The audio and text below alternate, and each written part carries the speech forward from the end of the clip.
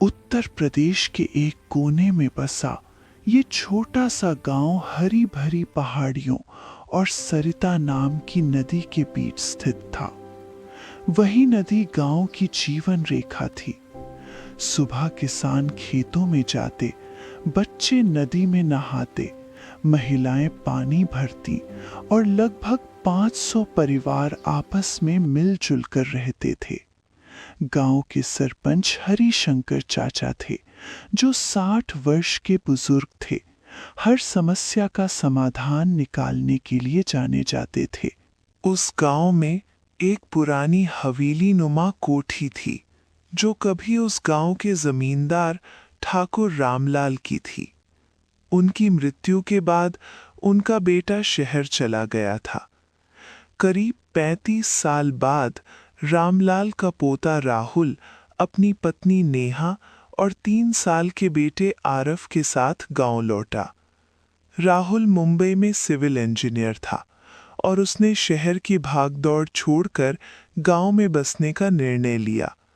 उसकी पत्नी Neha school teacher थी और आरव एक हंसमुख चंचल बच्चा था।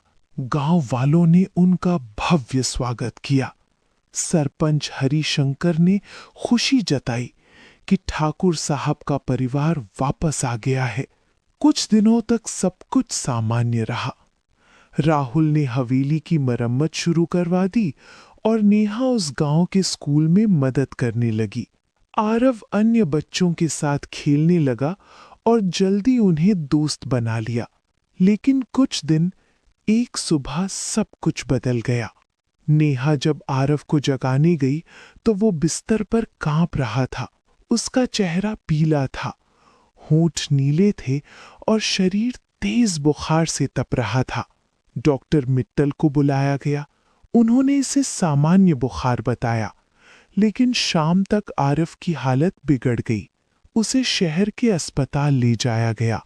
कई जांचें हुईं, लेकिन रिपोर्ट सामान्य आई। डॉक्टरों ने वायरल फीवर बताया। 2 दिन बाद जब वे वापस गांव लौटे तो आरव की हालत फिर वैसी ही हो गई। अब गांव में चर्चा शुरू हो गई। बुजुर्गों ने बताया कि करीब 20 साल पहले भी कुछ बच्चों की ऐसी ही मौत हुई थी। तब इसे भूत प्रेत का मामला माना गया था और ओझा बाबा को बुलाया गया था और उन्होंने ही इसे सही किया था। और गांव वालों ने राहुल और नेहा को ओझा बाबा के पास जाने की सलाह दी। पहले तो वो लोग तैयार नहीं हुए, लेकिन कुछ समय बाद बेटे की हालत देखकर राहुल ने भी ओझा बाबा के पास जाने का निर्णय ले लिया। ओझा बाबा जंगल में एक कुटिया में रहते थे। वो लोग जैसे ही वहां पहुंचे, बाबा ने आरव को देखते ही तुरंत कहा कि उसके भीतर एक आत्मा है और उसमें एक पुरानी जलन है। सभी लोग बाबा की बात सुनकर डर गए और सभी ने बाबा से मदद। तभी बाबा ने कहा, हवन करके उस आत्मा को बाहर निकालना होगा। कुछ समय बाद हवन शुरू हुआ और जैसे ही हवन शुरू हुआ, तभी आरव ने एक अजीब आवाज में कहा कि इस लड़के के खानदान ने पानी में जहर घोला था और गांव को बर्बाद कर दिया था। बस इतना ही बोलकर आरव बेहोश हो गया। सभी ने डरते हुए बाबा से पूछा, बाबा ये सब क्या हो रहा है? तभी बाबा ने बताया, 50 साल पहले की बात बताई कि ठाकुर रामलाल ने नदी के किनारे एक केमिकल फैक्ट्री लगाई थी, जिससे बहुत प्रदूषण हुआ था और गांव का पानी भी खराब हो गया था और कई बच्चे भी मरे थे। उसमें से मरे बच्चों में एक बच्चा इस आत्मा का भी था। इसी वजह से वो आत्मा वापस आई है, बदला लेने। ये सुनकर राहुल को अपने बचपन की बातें याद आईं कि उसके पिताजी ने उसे बताया था कि ऐसा हवा था। लेकिन इस बात में कितनी सच्चाई है, इसका पता लगाने का सोचा।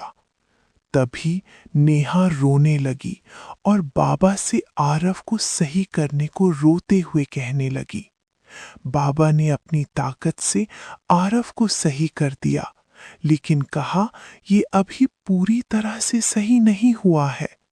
सभी लोग गांव वापस आ गए। राहुल ने सच जानने के लिए उसने जांच करना शुरू किया। उसने नदी, कुएं और हवेली के पानी के सैंपल शहर की लैब में जांच के लिए भेजे। रिपोर्ट आने पर सच्चाई सामने आई। पानी में लेड, मरकरी और आर्सेनिक की खतरनाक मात्रा उपस्थित थी। पुरानी फैक्ट्री के टैंकों से रिसाव होकर जहरीले तत्व जमीन में फैल गए थे और बारिश के जरिए नदी में मिल रहे थे, जिसके लक्षण आरव में दिखाई दे रहे थे और गांव के कई लोगों में भी धीरे धीरे फैल रहा था। राहुल ने गांव में बैठक बुलाई और रिपोर्ट सबके सामने रखी। सभी गांव वालों ने मिलकर फैसला लिया कि वे इस समस्या को मिलकर हराएंगे, जिसके लिए राहुल ने सरकारी विभाग और एक एनजीओ से संपर्क किया। फैक्ट्री की जमीन की खुदाई की गई, जंग लगे टैंक हटाए गए, फिल्टर प्लांट लगाया गया। उधर अस्पताल में आरव का इलाज जारी रहा। 3 महीनों की मेहनत के बाद नदी का पानी पूरी तरह से साफ हो गया। राहुल ने पुनः जांच कराई और नई जांच रिपोर्ट में सब कुछ सही आया।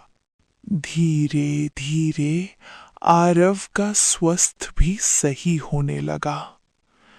इसी तरह सभी ने अपना अपना इलाज कराया। शुद्धिनगर अब एक उदाहरण बन गया कि अज्ञानता और अंधविश्वास से ज्यादा खतरनाक प्रदूषण होता है। राहुल ने समझ लिया कि ये किसी आत्मा का बदला नहीं था, बल्कि अतीत की गलती का परिणाम था। उस गलती को सुधारना ही असली प्रायश्चित था। सभी गांव वालों ने मेला लगाया और सभी लोगों ने मिलकर उस आत्मा का शुक्रिया किया, जिसकी वजह से लोगों को सही समस्या का पता चला और कई लोगों की जान बच गई और गांव में मर रहे लोगों की संख्या में कमी आई।